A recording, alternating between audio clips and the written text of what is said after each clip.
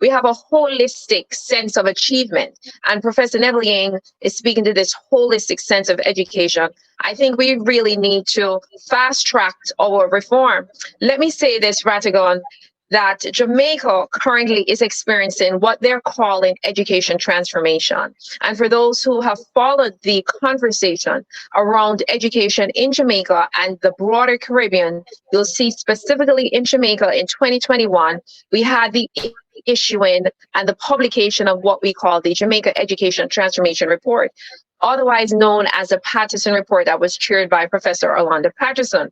Now, this is a 346-page document that for me, it's exciting and intriguing reading. For others, it might be onerous. So when you talk about what are the pressing challenges and how fast can we get to the promised land, my father was a pastor and today's my Sabbath, so I'm going to use that analogy. So how fast can we get to the promised land? I think it's important just to make three primary distinctions before we speak about what we need to fix. I think that there are several things that Jamaica is doing right. There are many things. I just want to amplify three of them. I think that the first is this universal access for early childhood is really tremendous. We know that early childhood and early literacy, absolutely one of the key indicators of student success for life and for lifelong learning and for person success. In fact, there is a poster, and we oftentimes make fun of it in education, where it states that everything I needed to learn, I've learned in kindergarten. And that is in essence true. If you really teach anyone, an individual, to read, and by literacy, we're not talking about in 2023, the 3 R's: reading, writing, and arithmetic. We mean true literacy, problem solving, collaboration, innovation. That is what literacy is. Critical thinking, teamwork. If we teach that to our students, scholars at a very early age, we know that we are in fact setting them up. We're constructing them for success. We're engineering the success from the minute that they're zero, because the most critical years, 0 to 6, and some would even argue 0 to 3, is where you really develop those early literacy and those literacy-like skills, not again just focused on the reading. So I think that that is the first piece, is how do we build this pipeline when children, from they exit the womb, what is that interface and conversation with families? So Jamaica is doing that well around early childhood. I think the second piece that I see some glimmers of hope is this conversation around the TVET, the technical and vocational education training. Now, while we are focused on that, we need to go a little bit deeper. So one of the models that we know, it's not enough just to expose the scholars or the students to these skills so they can earn a living. What I would love to see happen, and you talk about how quickly can we get there, some innovation. If we have high schools that teach us skills, there's no need for a young person to exit a high school and not have a certificate that they can immediately become employable. In other words, it should not necessitate another step for them to go on to post-secondary before they're able to earn. In many high schools in the United States, once you're involved in a technical vocational training, when you exit, if you meet the requirements, you're certified and you're able to enter that technical and vocational area of expertise at a base level. But the fact is you're able to enter it and you're able to get paid. So I think that we need to be very focused. So I think that that's the second thing I see, that there's some glimmers of hope. There's more conversation, more access, and more opportunities. The third piece that I hear a lot of conversation, I'm watching this now to see if we will put our money where our mouth is around finance. How do we finance education? How do we ensure that the students who are most vulnerable have access to the most high quality resources? Now, we have had several discussions, even here in the United States. I'm an international educator, so I've worked in some Asian countries. I've worked in some of the other Caribbean islands and just supported their thinking, as well as with one European country in particular. And what we find with education finance, it is so complex because it's so interwoven into so many pieces, you know, the GDP of the country, how the budget is structured, exactly what goods we're paying for within the education ecosystem. But my challenge to Jamaica, if we really put our money where our mouth is, and this is not unique, this idea has been there, is what we're calling, I'm going to call it a weighted student funding formula, is where you take the most vulnerable, or you weight based on the population of a school, you apply certain weights to the needs of those students, and that should be the amount of budget. Number one, we need to increase the global budget that goes to education as a whole, the ecosystem. What we're speaking now, schools are transformed at the granular level. That is where school change and school improvement happens. It happens in the classrooms and it happens in the school system. And if we were, for example, to take a school in the rural area that may not be as wealthy as those in the urban area that are wealthier, right? If that holds true, if we were to take a school and say which students attend school one or which students attend school B, and how do we attach weights? If they have a learning disability, for example, then that student would have a higher weight, and therefore they would need necessarily more resources to be able to educate them for equity, where they're educated just as fully as their counterpart. So I think that I've heard that we're talking to the Ministry of Finance to see if we can increase the budget that goes to education globally. The challenge therein is to make sure that it's not just a pot that is a single pot, but we need to become really granular and say, how am I funding type A schools, type A, B, C schools based on the needs of those students and families? And that, I think, ratigan will really accelerate the outcomes very quickly. Now you asked about, and then I'll be quiet because I'm trying to, this is such a big question. I would need all of your program really to have this comprehensive conversation. I don't mind coming back because I don't want to do a lot of edu-speak. If you look at a lot of policy documents, again, people like myself, we get very excited, right? I've been at different levels, a teacher, a principal, and a deputy superintendent for the sixth largest district in the country, which is Philadelphia. So really touching, and now with a consultant, touching the work on a national and international level to see what is happening. One of the pieces that I have to say, especially as a Garveyite, is we cannot have an education system. When I've read everything, when I've looked at all the policy, for me, what is not explicit and declarative enough is that the education system that we have must liberate us. The education system that we have must liberate the minds and the hearts of our children. And so while we have identified that the education system in Jamaica is rooted and steamed in slavery and colonialism, what we must do and we must have is this teaching of cultural literacy, of cultural history, where Jamaican children know and understand their roots. Because we're not just a history of oppression and slavery. We're a magnificent people. And I have asked, no, in this generation, they do not know who Marcus Garvey is. They have no idea. They cannot recite our national heroes and our heroines, and that is a grave concern. So when you ask about acceleration, I think we need pride. I think that our children are downtrodden with this imagery, and we never want to say this about Jamaica. We always say, oh, Jamaica is classist, it's not racist.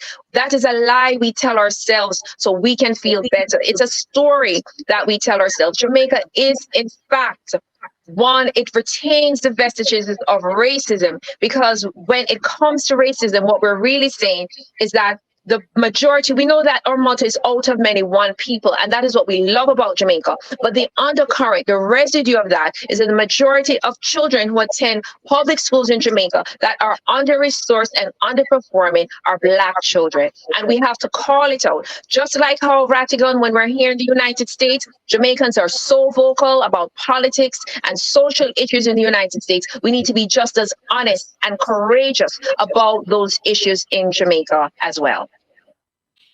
I couldn't help but notice in the chat somebody was saying we should replace favor with Karren, and I believe me. I mean, you're a modest person, but it's the truth. Which brings me to the question: you didn't mention leadership. Why?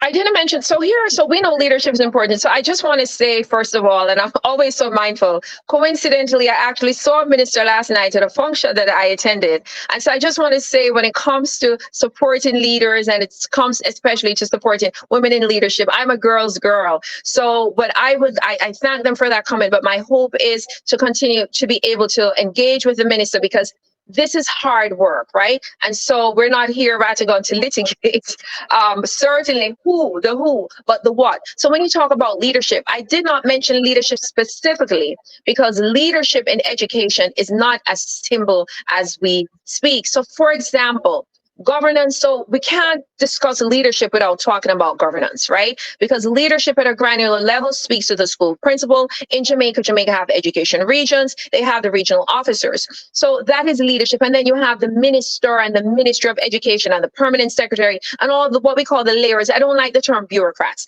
or more elevated term now, technocrats. And so you have leadership that looks at the level at which the students and the principals and the parents interact. And then you have governance. What is the governance structure? Who makes these appointments and what are the qualifications for these appointments? So for example, I know fantastic teachers in Jamaica who cannot even be considered for any leadership position. So that is something intrinsically absent or deficient in the governance structure, because it's those who are in government and governance who appoint leaders. And by governance and government, I don't necessarily mean the governing party. I'm discussing that system of governance, because not everyone in the governance system is a part of the major or the ruling political party at the moment. So I did not mention leadership explicitly, because if you were to look at how we have organized education, it should not be a political good, meaning that whoever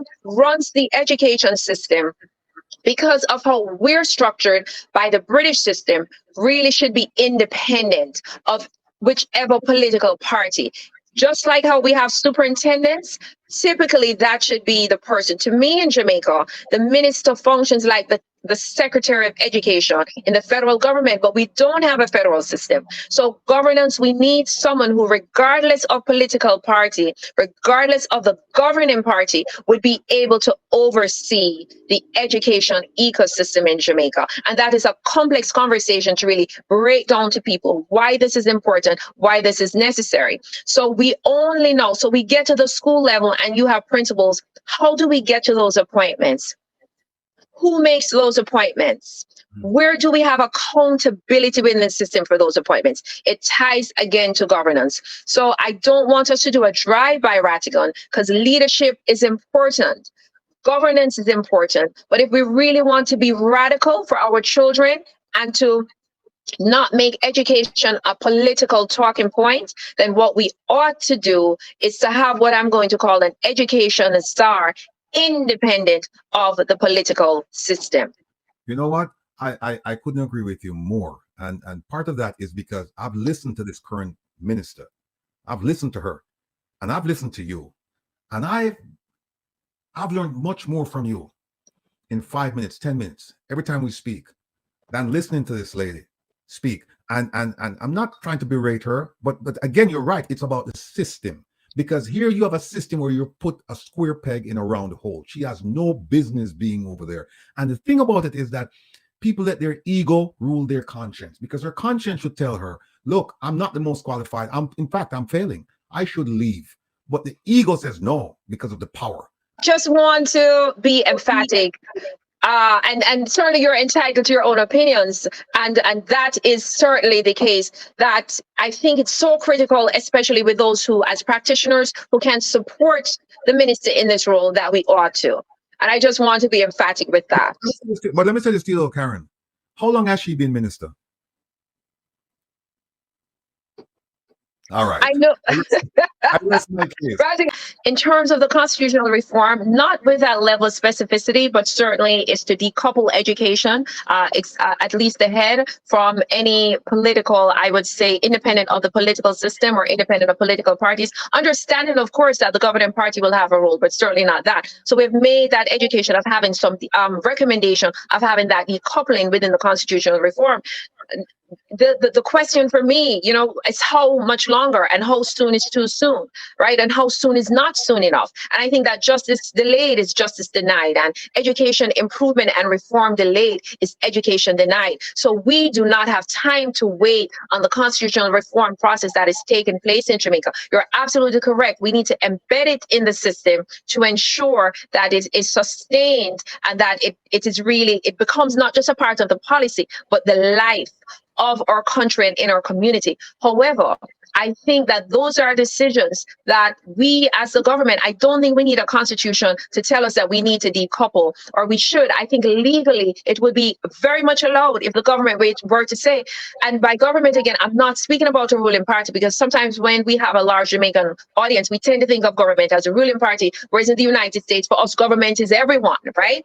I think that we should be radical. They should come together and say, this is the education czar, regardless of the two major political parties. This is the person to whom or in whom we have the trust that can bring about the outcomes that we need. And I don't think that legally that they need the Constitution to give them that standing. I think just like how they appoint the permanent secretaries, just like how now that there's an appointment of a chief transformation officer, that they could create her a position like this, because our children cannot wait. I can sit and I can say and I can work. Ratigan can do the same. Herb, you can do it. We have, thanks to our parents, thanks to the goodness of people and the grace of God, we're here. But there are so many children in Jamaica who are voiceless. There are children who they don't dream any dreams because they cannot dream dreams. And we, as the adults, we have to dream those dreams for them. And that is where I'm holding us responsible. And I'm not giving us a backdoor to say we must wait on the constitution system. And Herb, I know you're not suggesting that, but I'm saying the time is now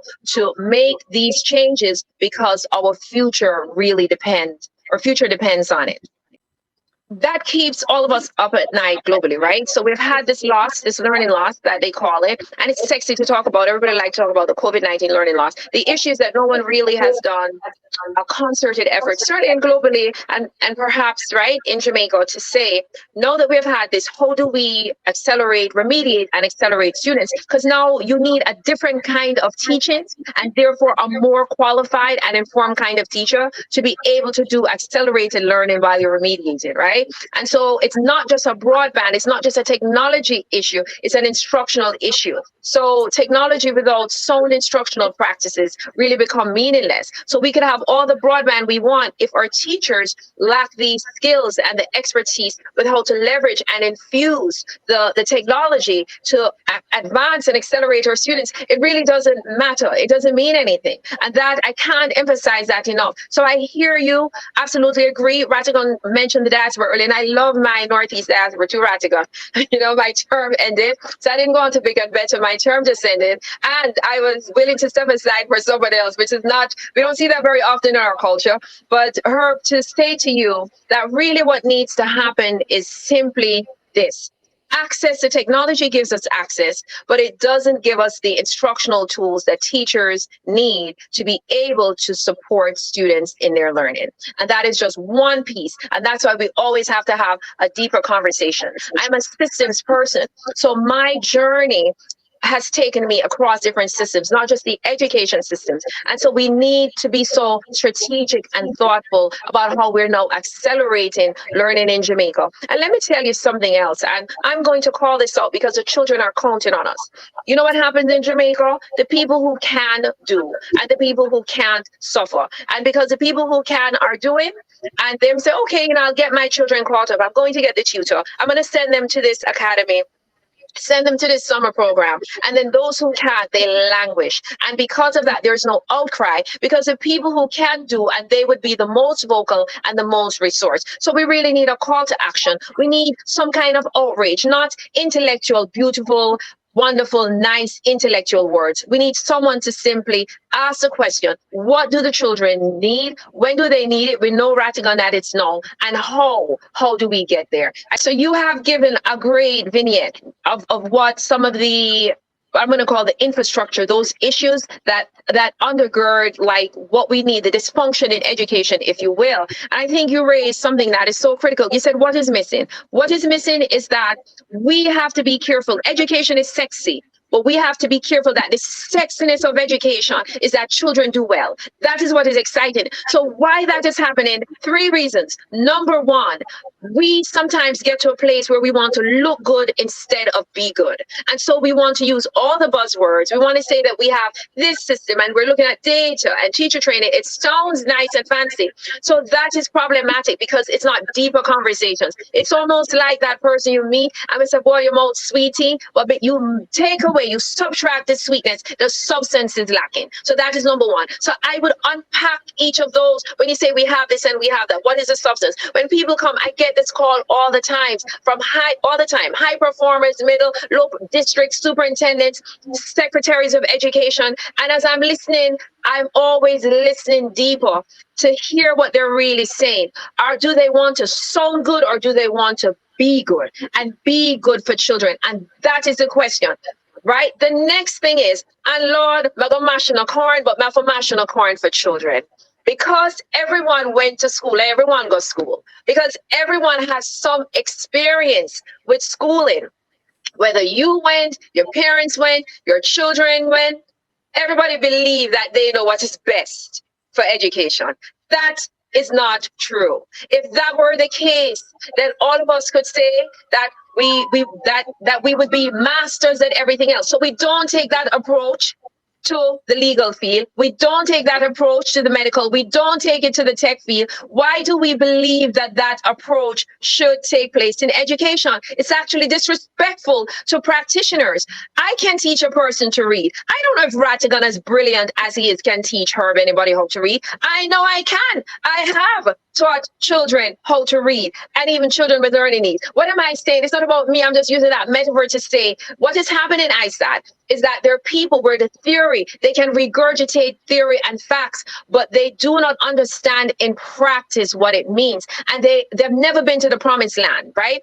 And so they don't understand how to backwards map. And for example, so they're applying this system, but if there's a stumble, let's say, for example, something is tied up in your governance structure. What does that, and how does it translate to resources? How does it translate to teaching and learning? How does it translate to accountability, assessment? So because they don't know what they don't know, the children suffer. So that practitioner aspect is critical. And I always say, I'm not a believer, by the way, that because you haven't done something, you won't know it. I have cursory knowledge of many different things. I like to say that I have a legal mind, but I'm not a lawyer. I could opine all I want, but you better go get you a lawyer, and you better go find educators who have a track record of achievement to make those improvements. It is plain and simple. That's it. And that is you. That's what we're talking about. That is you. Here's my question, because I have been trying to work this through.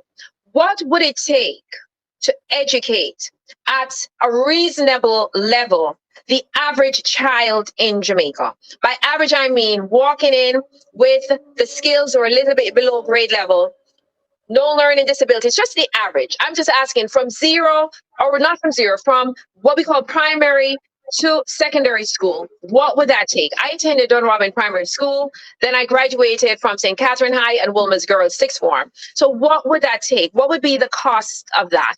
And so, Ratigan, I think we need to have the conversation in the facts, because the facts are stubborn. If we could identify what the true cost is, then that's what we should fund. We know that education is underfunded globally, but I think even though Jamaica says that compared to other countries, that the national budget is comparable to some of our other Caribbean counterparts, Trinidad and Tobago, Barbados. The fact is that they're getting a better outcome. And I think that the funding is one piece, but how we allocate the funding, where it's going, and how much of that money reaches and touches students is another. I think maybe it would be good, because here's what I can speak to. Whenever it has come to issues, and I mean this with all sincerity, especially Jamaican issues in the Northeast, the ministry has been very active.